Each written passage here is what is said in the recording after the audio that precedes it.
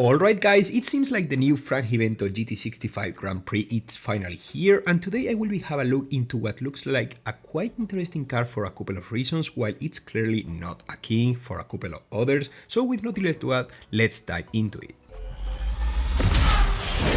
Okay, so to begin with, this Frangivento GT65 is a 5 stars B-class car, meaning it will take 162 blueprints to be maxed out, just like other cars like the Zembo TSRS, for example. Being a 5 stars B-class car also means that you will need 8 epic import parts if you want to completely max out the car, which should theoretically be possible if you end on a high tier and you have the Legends Pass as well as the usual luck in order to gather the last epic import parts. Still, I think it should be feasible. Is it worth to spend tokens in order to max out this Frangivento? Well, in order to properly understand how good or bad this car is, we have to check the stats. Despite that this Frangivento GT65 doesn't have a massive nitro, being just good for the rank where it's placed, there are a couple of things that don't make this car a really bad one. First of all, the top speed, which is similar to the Apollo N, meaning it could be significantly useful on Slipestream and Ghost multiplayer.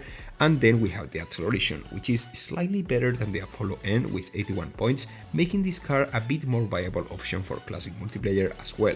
However, you can't just have an Apollo N with that acceleration, seems like, so this Frangivento GT65 major drawback is, without any doubt, the drift radius. It's not terrible, yet it is certainly wide and you can realize while driving this car on the overclock showcase. It's a pity because otherwise it could have been a good, somewhat decent B-class multiplayer competitor, but unfortunately we can't have everything and this time the drift radius paid the price. The handling is not great either and you will feel it while trying to steer this car. In general, you know, I could fit the game love narrative and say that it feels like a bit better Apollo N. However, the truth is that this Frangivento GT65 is actually worse than the Apollo N, since you know that extra acceleration point it has compared to the Apollo N gets completely lost when you have a look at the drift radius. Which is quite sad, but it is what it is. From what I could see while driving it around, it's nothing close to a game changer, a king or something like that, but instead it's more like an above the average car, and that's pretty much it. The Apollo N, my GOAT, still has nothing to fear. That's why if I were you, I wouldn't spend too many tokens into this Frangivento, and instead I will definitely keep saving them up for upcoming events, since you won't be missing a big deal, for as long as you lock the car, that is. I would even recommend you to go for the Apollo N if you don't have it yet, but the Apollo comes naturally as you progress within the game, and I think that on the Legends shop at a certain garage level it appears as well. So yeah, don't spend too many tokens into this Frangivento GT65 aside from what you might need to lock it.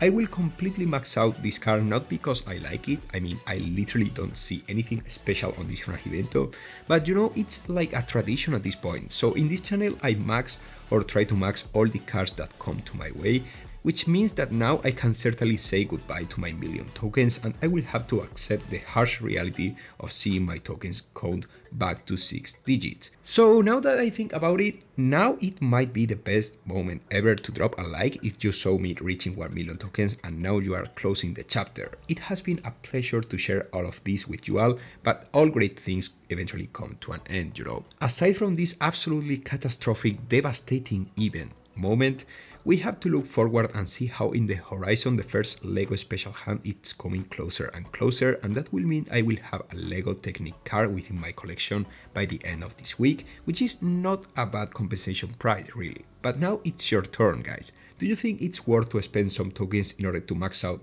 this car, or is it better to just leave this Frangivento GT65 at the lowest level required to progress through the Grand Prix? Let me know in the comment section, make sure to subscribe in order to not to miss absolutely anything related to Asphalt Legends Unite, and I will see you really soon as usual with much more content. Goodbye guys.